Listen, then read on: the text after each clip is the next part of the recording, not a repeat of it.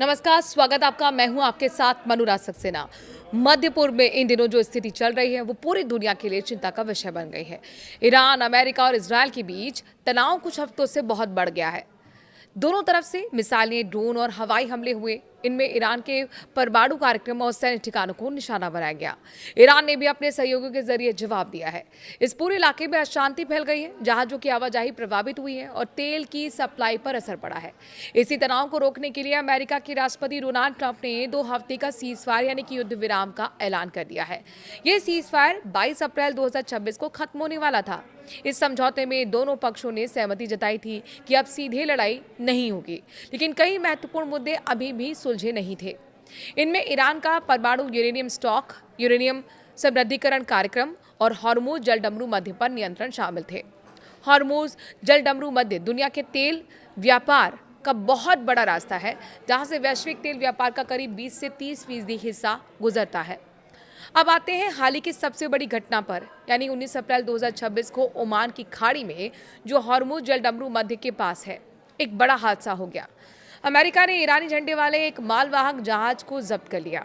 इस जहाज का नाम टास्का था और ये चीन से ईरान की ओर जा रहा था। अमेरिकी नौसेना के डिस्ट्रॉयर यूएसएस इंस्प्रुएंस ने इस जहाज को रोका। पहले कई घंटों तक चेतावनी दी गई, लेकिन जहाज ने जवाब नहीं दिया। फिर अमेरिकी बलों ने जहाज के इंजन रूम पर 5 इंच की तोप से फायरिंग की। इसमें जहाज की गति रुक गई और इसके बाद मरीन्स ने जहाज पर चढ़कर उसे अपने नियंत्रण में ले लिया। अमेरिका ने इसकी वीडियो भी जारी की है। इसमें साफ दिखाया गया है कि कैसे कार्रवाई की गई है। अमेरिका का कहना है कि यह जहाज उनके नौसैनिक नाकेबंदी को तोड़ने की कोशिश कर रहा था और यह उनके प्रतिबंधों का उल्लंघन था। ईरान ने इस घटना को तुरंत समुद्री डकैती यानी कि मैरीटाइम पायरेसी बताया है और इसे सीज फायर का साफ उल्लंघन करार दिया। ईरानी अधिकारियों ने कहा कि अमेरिका ने युद्ध विराम की शर्तों को तोड़ा है और इसका जवाब बहुत भारी होगा। ईरान के सैन्य बल, खासतौर पर आईआरजीसी की नौसेना इकाइयों ने जवाबी कार्रवाई करते हुए अमेरिका के सैन्य जहाजों पर ड्रोन हमले शुरू कर दिए। ईरानी मीडिया के मुताबिक इन हमलों में अमेरिकी जहाजों को निशाना बनाया गया। हालांकि अभी तक इन हमलों का सटीक नुकसान पता नहीं चल पाया है। इस घटना का असर तुरंत वैश्विक अर्थव्यवस्था पर भी दिखाई दिया। हॉर्मुज जलडमरू मध्य तेल सप्लाई का लाइफलाइन माना जाता है।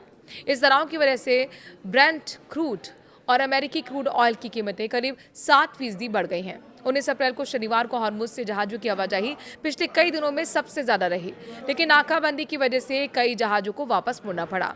अगर सीज फायर पूरी तरह टूट गया तो शिपिंग रूट्स बंद हो सकते हैं, जिससे पेट्रोल और डीजल की कीमतें और भी ज़्यादा बढ़ सकती हैं और पूरी दुनिया प्रभावित होगी ही होगी।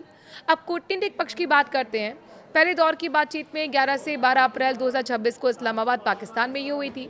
इसमें कोई बड़ा ब्रेक थ्रू नहीं हो पाया था, लेकिन दोनों पक्षों ने आगे बात करने पर सहमति जताई थी। और अब मंगलवार को इस्लामाबाद में होने वाली है दूसरे दौर की बैठक। अमेरिका की तरफ से उपराष्ट्रपति जेडी वेंस और अन्य अधिकारी इसमें शामिल होंगे।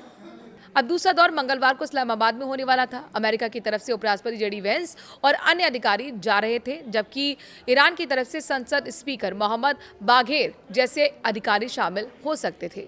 पाकिस्तान ने मध्यस्थ की भूमिका निभाई और सुरक्षा के पुख्ता इंतजाम किए गए थे। रेड जोन में सड़कें बंद की गई और अमेरिकी C-17 विमान भी पहुंचे। बातचीत के मुख्य मुद्दे थे ईरान का यूरेनियम भंडार, परमाणु कार्यक्रम पर नियंत्रण और हॉर्मुज जलडमरू मध्य को दोबारा खोलना और प्रतिबंध हटाने जैसे संबंधित शर्तें भी।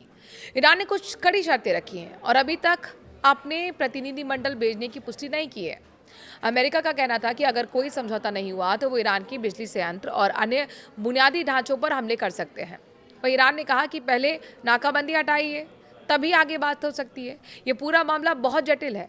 अमेरिका और इजरायल ईरान को परमाणु हथियार बनाने से रोकना चाहता है, जबकि ईरान अपना कार्यक्रम रक्षा का हिस्सा बताता है और कहता है कि वो शांतिपूर्ण उद्देश्यों के लिए यूरेनियम समृद्ध कर रहा है।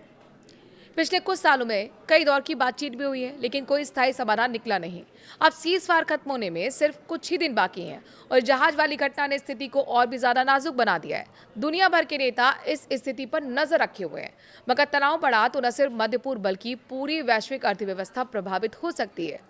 तेल की कीमतें बढ़ने से महंगाई बढ़ेगी, शिपिंग रूट्स प्रभावित होंगे, क्षेत्र में और अस्थिरता फैल सकती है। अभी स्थिति बहुत तेजी से बदल रही है। अगर कोई नया विकास होता है तो उसका सीधे सीधे आम लोगों पर भी असर पड़ेगा, चाहे पेट्रोल की कीमत हो या फिर अंतर्राष्ट्रीय व्यापार हो। इस पूरे घटनाक्रम को समझना इसलिए जरूरी है क्योंकि ये सिर्फ दो देशों के बीच की नहीं बल्कि वैश्विक सुरक्षा और अर्थव्यवस्था से जुड़ा हुआ मुद्दा है। उम्मीद है कि कूटनीति कामयाब होगी और कोई बड़ा संघर्ष टल जाएगा, लेकिन फिलहाल दोनों पक्ष सतर्क हैं और तैयारियां कर रहे हैं। आगे क्या होता है ये आने वाले दिनों में साफ हो जाएगा।